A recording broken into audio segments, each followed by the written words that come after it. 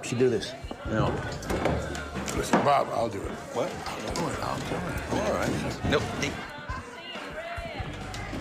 How's it going? How's it going, huh? Look, guys, last thing I want to do is start any trouble. My girl, she's Mexican, too. These assholes over here at this table, the shit they're saying about her. I don't want to bother you fellas, but I got a daughter at home, just about her age. And them rednecks over there are saying things about your girl that are more than rude. They are downright disgusting. Who said it? It's that black-haired prick right behind me.